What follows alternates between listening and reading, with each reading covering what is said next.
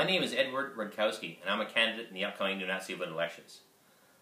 As some of you may know, I've been reaching out to beneficiaries all across the country to try to reach them and to talk to them about what will happen in the next election. Beneficiaries who live in the constituency of Canada are basically anybody who lives outside the land claims area behind me here. So that stretches all the way from Churchill Falls to Vancouver. There's over 2,000 beneficiaries spread across that entire expanse, so keeping those people involved and informed is obviously a huge challenge to whoever their representative will be. Historically, those beneficiaries have been kept informed via a newsletter. However, in my opinion, that's not in keeping with what we need to do today. Now we have Facebook, and we have Twitter, Instagram, we have so many social media and other electronic methods as a way of reaching out to our beneficiaries and to keep them in the loop as to what's going on. The nice thing as well about using Facebook is that it provides an opportunity for a two-way dialogue. So for example, your representative can talk to you, and then you can respond almost on a real-time basis with your issues and concerns. That dialogue can be posted in like pages or on groups where everybody has an opportunity to see their responses. And that just keeps everybody better informed.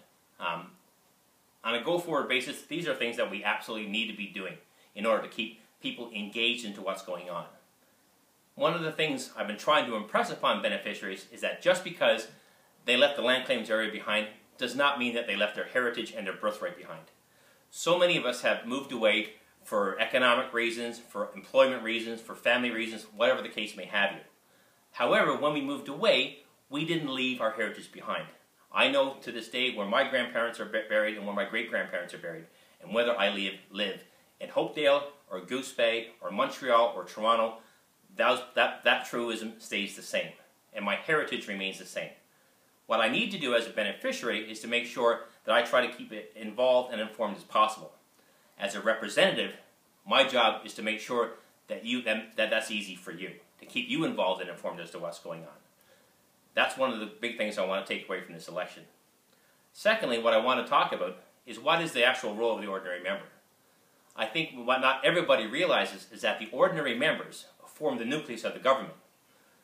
Once the elections are done, your ordinary members, whether they be from Upper Lake Melville or from Hopedale, Makkovik, or the constituency of Canada, will be selected to take senior positions within the government. Your ordinary members can be asked to become the finance minister, the health minister, or some other high portfolio positions. Obviously, if you have people elected to those positions, you want the absolute best qualified candidates that you can get. And that's why I think it's important to try to get the best people you can elected as your ordinary member.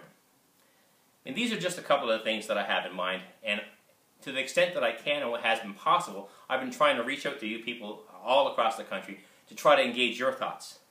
Hopefully, I've been somewhat successful in doing that, and that we can continue the dialogue on a go-forward basis.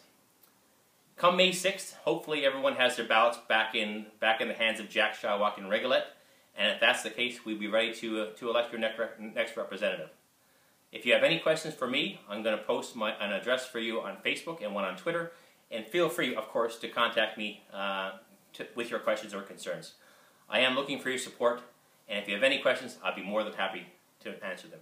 Thanks very much, and finally, the final thing I would say was to encourage everybody absolutely to take the time to fill in their ballot and to send it back. It's important that we start the engagement process now. It's important that you as a beneficiary take responsibility for remaining informed, and this is the first and easy step to doing that. So please, take the time to vote, and thank you again for your time.